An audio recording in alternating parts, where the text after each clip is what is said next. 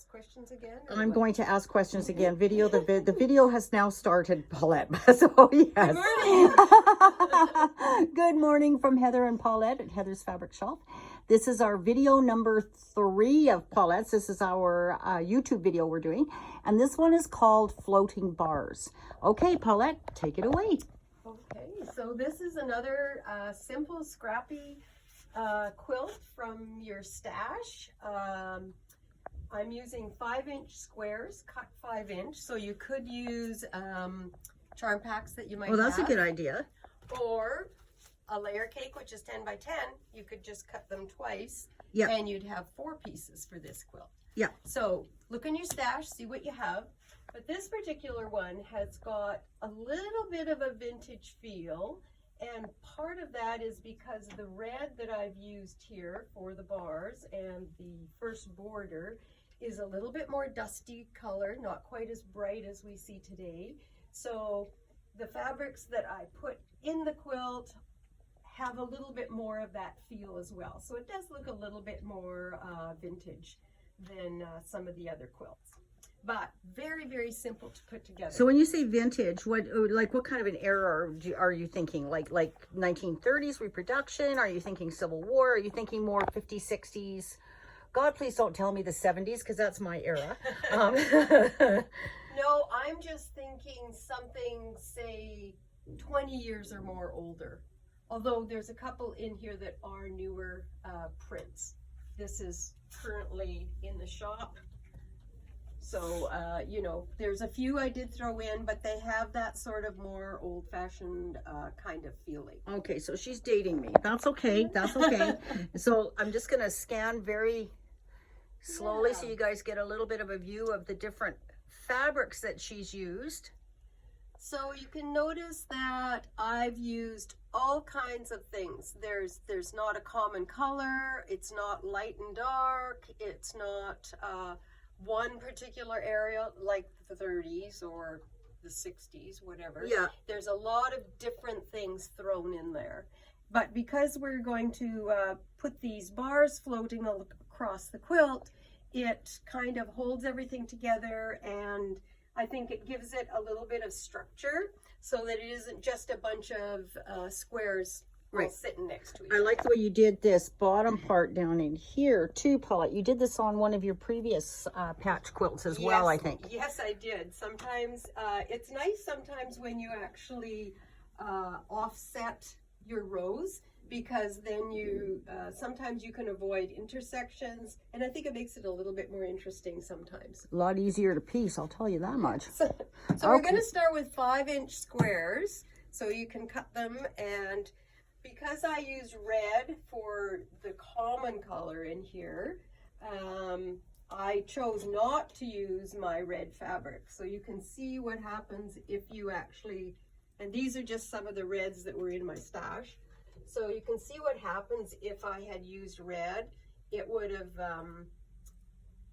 you know, those colors You're just kind of, they just don't show up as much. Mooshes into the background, yeah. So there's very, very, you know, there's little spots of red, but there's no red fabric. So you can kind of think about that. Oh my goodness, that almost looks like a Debbie mum.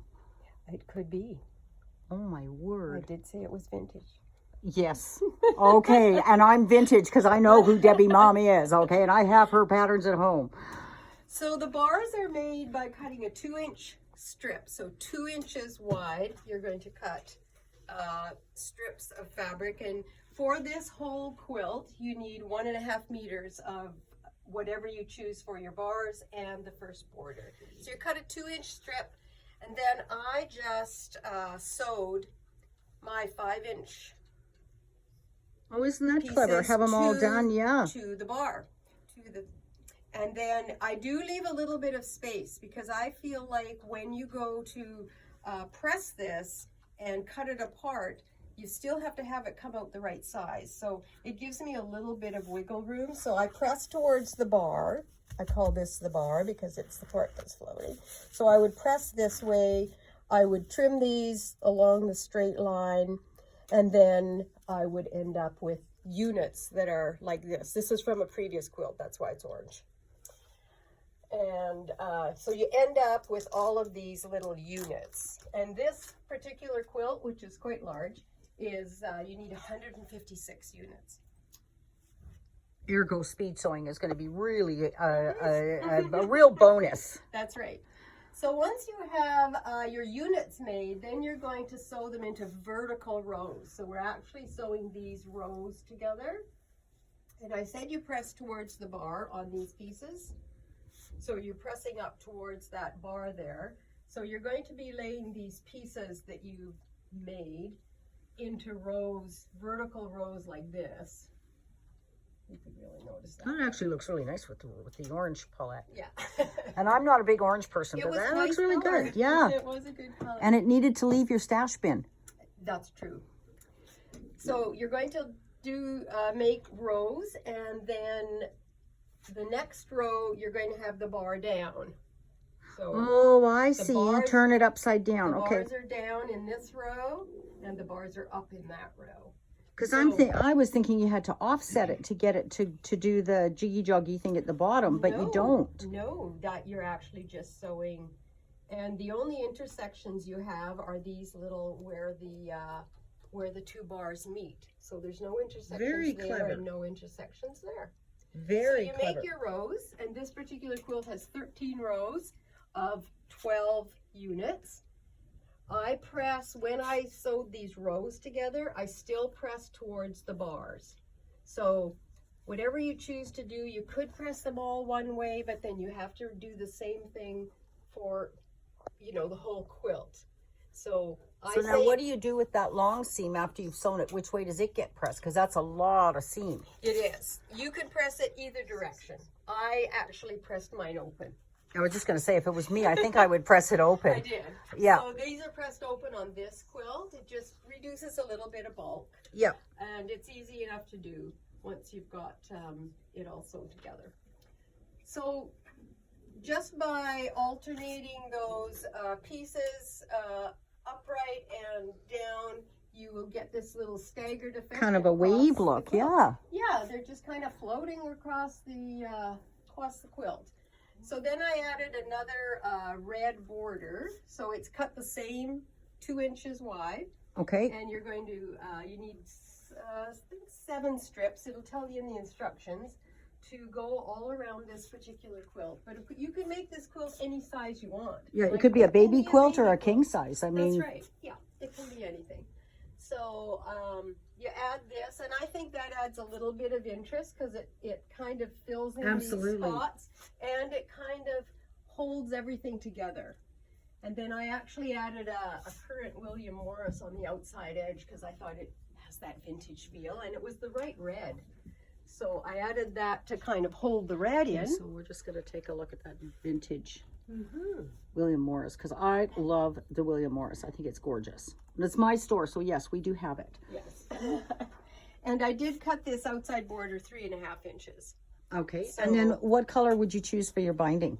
I would choose a William Morris. Yeah.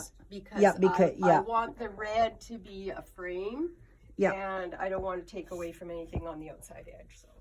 Okay. So this is, a very, very scrappy quilt. But I think putting the little bars in a consistent color that's different from every other color helps to give it some bones that you can kind of see what's something. Yeah, a little bit of continuity, a little bit of structure, but let's not, take away from the patchwork part of it. And you could make these any size. Like you could use 6-inch squares or 4-inch squares, whatever you want. You might just change how wide your bar is at the top. But very easy to sew and a pretty cool design in the end. Okay, so and you can work from the charm if you don't have a stash. I mean, there are some people out there that really don't have a stash. That's right. You are able to come to most quilt shops are going to have the charm packs, or they're going to have the layer cakes. Yeah. Okay. Which will make it really easy for quick cutting and start sewing right away. Which is perfect. Okay. Thanks very much, everybody, for watching, and contact me at info@fabricshelf.ca, and I can send you out a pattern, and there will also be patterns available in the store. Great. Okay. Thank you very much. See you in 2 weeks. Bye-bye.